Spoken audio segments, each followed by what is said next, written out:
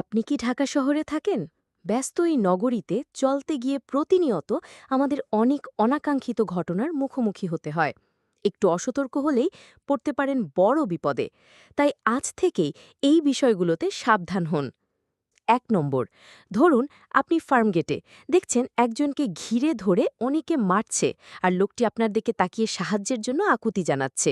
ভুলেও এগোবেন না, কারণ এটা একটা ফাঁদ।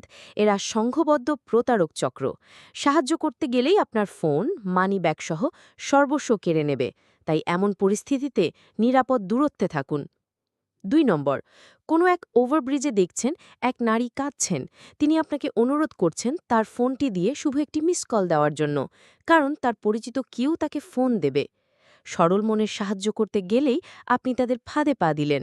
এরা নিরীহ মানুষ দেখে নম্বর সংগ্রহ করে, পরে বিভিন্ন লোভনীয় প্রস্তাব দিয়ে আপনাকে ডেকে নিয়ে ব্ল্যাকমেল করবে।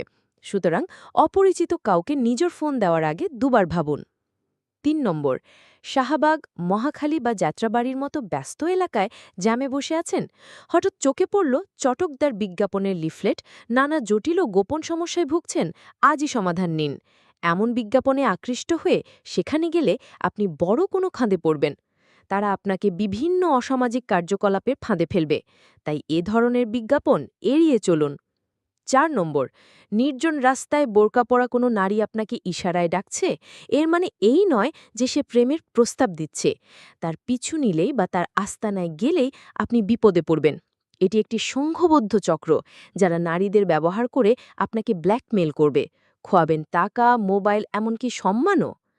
৫ নম্বর, গাবতলী, সায়েদাবাদ বা সদরঘাটের মতো টার্মিনাল এলাকায় দেখছেন কিছু লোক তাস বা জুয়া খেলছে। কৌতূহলী হয়ে কাছে গেলেই আপনি তাদের প্রতারণার শিকার হবেন। আপনার সর্বস্ব লুটে নিতে পারে তারা। এসব আসর থেকে সবসময় দূরে থাকুন। ৬ নম্বর, যাত্রাপথে অপরিচিত কারুর সাথে বেশি কথা বলবেন না। আর এমন ভাব দেখান যেন আপনি ওই এলাকা বা রাস্তাঘাট খুব ভালোভাবে চেনেন। আপনার চোখে মুখে দ্বিধা বা ভয় দেখলে প্রতারকরা আপনাকে সহজ লক্ষ্যবস্তু হিসেবে ধরে নেবে। ৭ নম্বর, কখনোই ট্রেনের ছাদে ভ্রমণ করবেন না। ছাদে ছিনতাইকারী চক্র ওত পেতে থাকে। তারা সবকিছু কেড়ে নিয়ে আপনাকে চলন্ত ট্রেন থেকে ফেলেও দিতে পারে। জীবন অমূল্য, ঝুঁকি নেবেন না। ৮ নম্বর, লঞ্চে ওঠার আগে দেখে নিন যাত্রী সংখ্যা কেমন। যাত্রী খুব কম থাকলে সেই লঞ্চ এড়িয়ে চলুন।